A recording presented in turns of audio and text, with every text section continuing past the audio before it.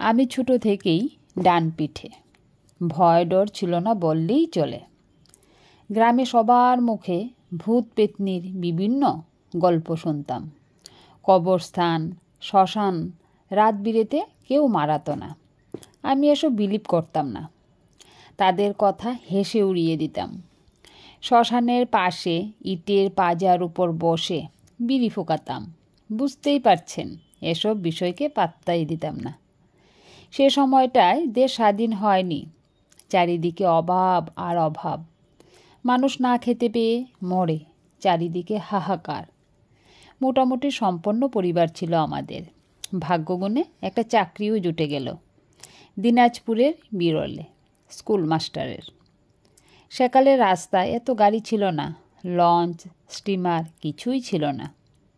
আকাশে বিমান ছিল না, ছিল গরুর গাড়ি। ছুটি পেলে বাড়িতে ফিরতে হতো ট্রেনে, ভীষণ কষ্ট হতো। ট্রেন থেকে নামার পর ফেরিতে করে নদী পার হতাম। ফেরি পেরিয়ে ঘন্টা দুয়েক হেঁটে বাড়ি পৌঁছতাম। এক ঈদে বাড়ি ফিরছিলাম, ট্রেন লেট ছিল।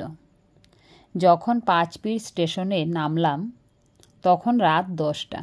বুঝতে পারলাম আজ কপালে দুঃখ আছে, টাঙ্গা ফেরি কিছুই হয়তো পাবো না। বেশ কয়েকজন বলল স্টেশনে থেকে যেতে, সকালে রওনা হতে। মন মানল না। আমি বেরিয়ে পড়লাম। বাইরে কোনো টাঙ্গা পেলাম না। অগত্যা হাঁটা ধরলাম। ভাবলাম ফেরির ঘাট পর্যন্ত হেঁটেই যাই, যদি কিছু মিলে যায় তবে পার হয়ে যাব। ওপাশে গেলে শর্টকাট রাস্তায় ভোরের আগেই বাড়ি পৌঁছব। ভিতরে একটা সাহস পেলাম। আর অনেক দিন পর বাড়ি ফিরছি, তাই মনটা খুশি খুশি লাগছিল। গানের কলি গুনগুনিয়ে চলছি। ফেরিঘাট দেখলাম শূন্য। মেজাজটা খিচড়ে গেল। চারিদিকে শুনশান, একটা মানুষও নেই। কোনো ডিঙি, নৌকা কিছুই নেই। মেয়ের মেরে একটা জ্যোৎস্না, ঘোলাটে একটা চাঁদ আকাশে। হাতের ব্যাগ দুটো মাটিতে রেখে বসলাম। শরীর ক্লান্ত, ক্ষুধা লেগেছে, পিপাসাও পেয়েছে। তন্দ্রা মতো এসেছিল। হঠাৎ কার যেন কান্নার শব্দ। ঘুম ভেঙে গেল। কে যেন কাঁদছে, কান্নায় কষ্ট মেশানো। কান্নাটা মুহূর্তেই মনটাকে দ্রবীভূত করে। আমি আশেপাশে খুঁজছি, কাউকে দেখা যাচ্ছে না। দূরের কালো একটা অবয়ব দেখা যাচ্ছে। আমি এগিয়ে গেলাম। দেখলাম একটা জীর্ণ শীর্ণ লোক হাঁটুর মাঝে মাথা গুজে কাঁদছে।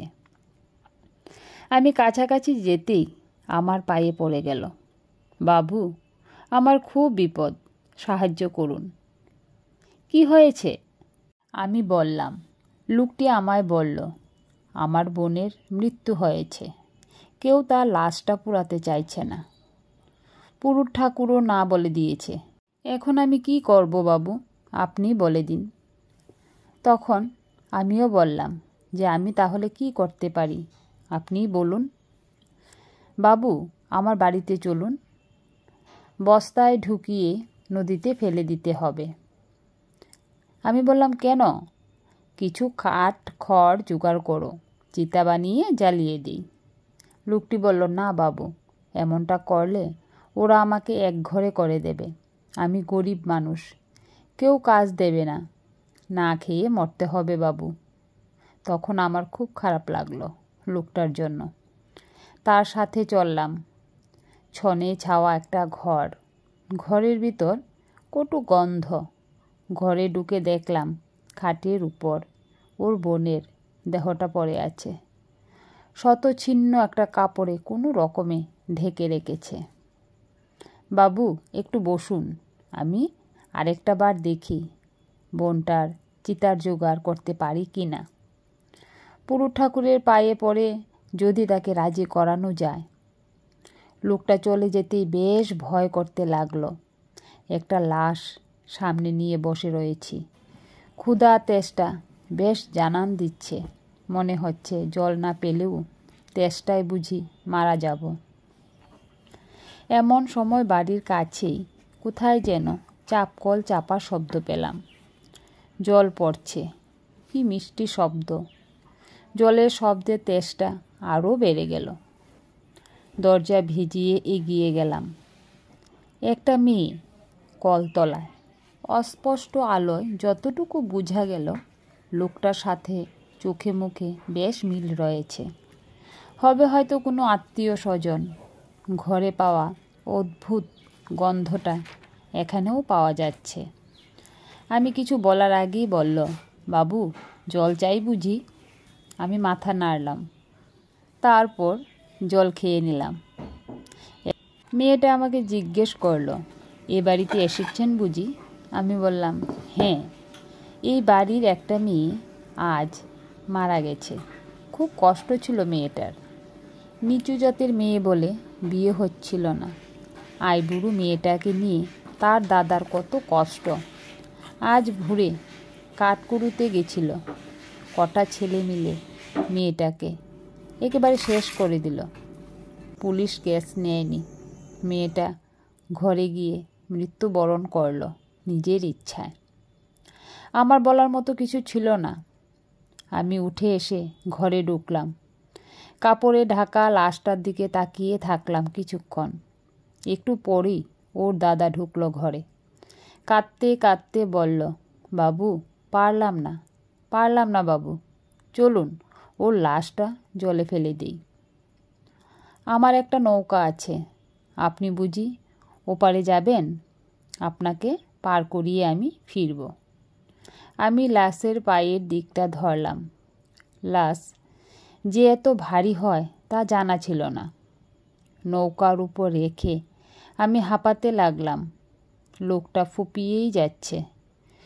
নৌকাটা দেখে আমি কিছুটা অবাক হয়ে গেলাম। ফেরিঘাটে বসে কোনো নৌকা তো আমার আগে চোখে পড়েনি। এখন এটা কোত্থেকে এলো কে জানে। বস্তার মুখটা ভালো করে বাঁধল সে, চোখ মুছতে মুছতে। নৌকায় উঠে বসলাম। লম্বা দুটো আতপুরা চেলা কাঠ দিয়ে নৌকা বাইতে লাগলো সে। হঠাৎ করে আমার দিকে ফিরল লোকটা আর আমাকে বলল, বাবু এখন যে আমাকে যেতে হয়। আমি অবাক হয়ে বললাম, কি বলছো? মাঝ নদীতে কোথায় যাবে?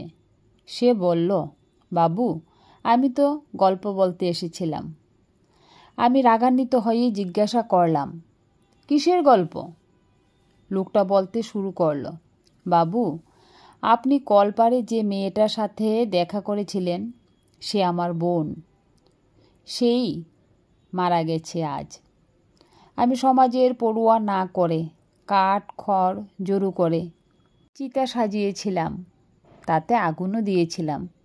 কিন্তু পুরুষ ঠাকুর লোকজন এসে সে আগুন নিভিয়ে দিল। বোনের আতপুরা লাশটা নিয়ে আমি বসেছিলাম ওইখানে। সালিশে আমাকে এক ঘরে করা হয়। আমিও মৃত্যুবরণ করলাম। বহু বছর ধরে এই রাতে কাউকে না কাউকে একটা গল্প শোনাতে চলে আসি।